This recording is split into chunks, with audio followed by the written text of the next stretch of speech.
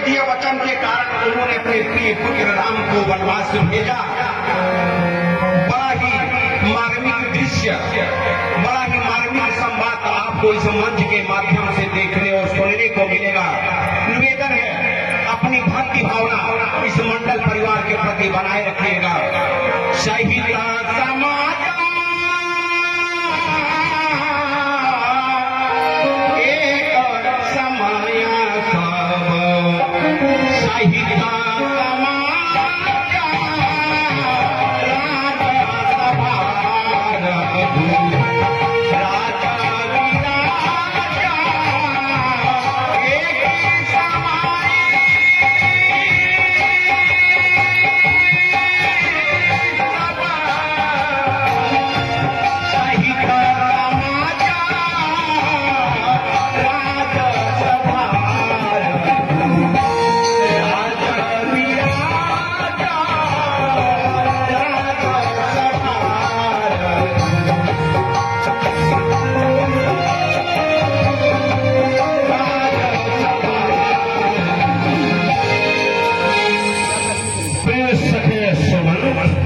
महाराज सूर्य को अपनी प्रसन्नता पर, पवन को अपने वेग पर, काम को अपनी सुंदरता पर और वज्र को अपनी कठोरता पर तथा किशन को लहलाते हुए अपने खेत को देखकर जितना अभिमान होता है, ठीक उसी प्रकार मुझे भी अपने धर्मनिष्ठ, कर्मनिष्ठ, कर्तव्यपरायण कर्मचारियों एवं सभासदों भी प्रजा को देखकर अभिमान होता है।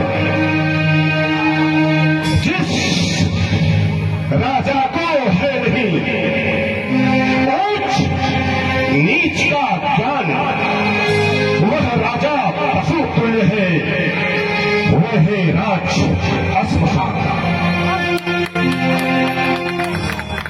हे सखे सुमन, जब राजा प्रजा से प्रेम भाव रखता है तो राजा का भी परम कर्तव्य बनता है वह प्रजा का पुत्रवत पालन करे।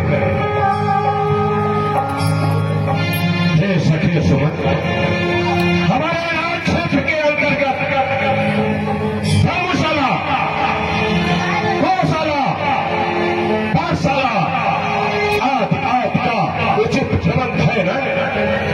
देव मंदिरों में पूजा विधि पूर्वक एवं विद्वज्जनों का आदर सत्कार हो रहा है न?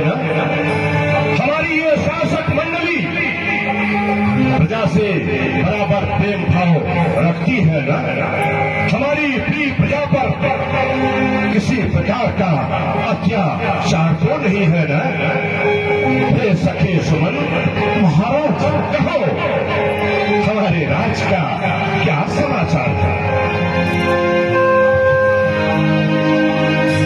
महाराज, रघुकुल का डंका बाज रहा, सहनाई गूंजे घर घर में, फूलों से महके गली गली, खुशियां छाई है अंबर में।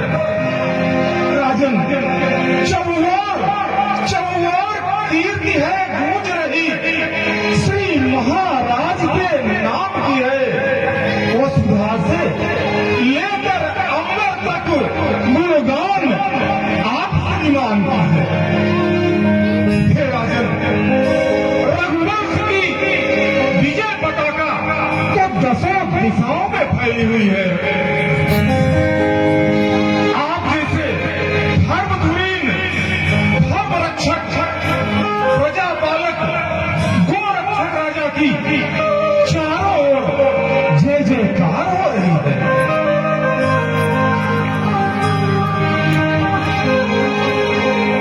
स्वर्ग के समान कण कण में अपनी अयोध्या नगरी अपनी छवि बिखेर रही है। हरी भरी हरी वसुंधरा दुल्हन की तरह सजी हुई प्राकृतिक सौंदर्य से परिपूर्ण रघुकुल का बखान कर रही है राजन। प्रजा प्रजा सानंद जीवन व्यतीत कर रही है। आपके राज्य में गौशाला, पाठशाला, धर्मशाला आदि आदि का समुचित प्रबंध है राजन। देव मंदिरों में पूजा विधि पूर्वक एवं विद्वज्जनों का आदर सत्कार होता है। राज्य के अधिकारीगण प्रत्येक क्षण प्रजा की भलाई के लिए तल्लीन है नाथ। प्रजा सानंद प्रसन्नता पूर्वक सुख पूर्वक जीवन व्यतीत कर रही है राजन। आप लोगों से यही उम्मीद है सखे सुमन। हाँ महाराज।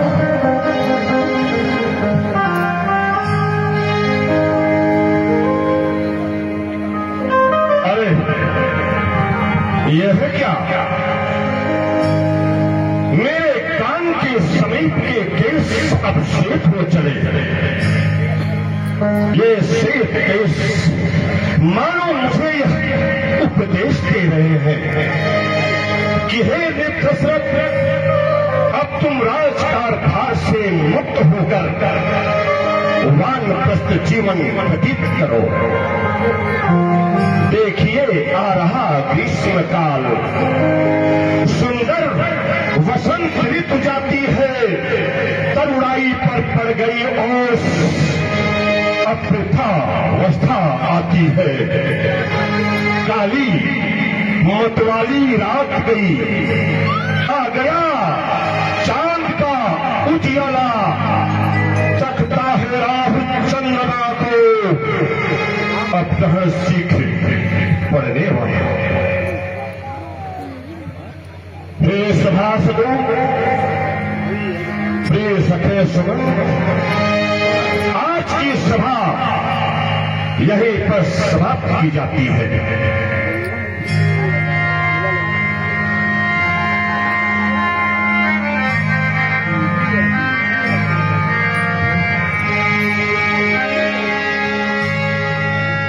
यह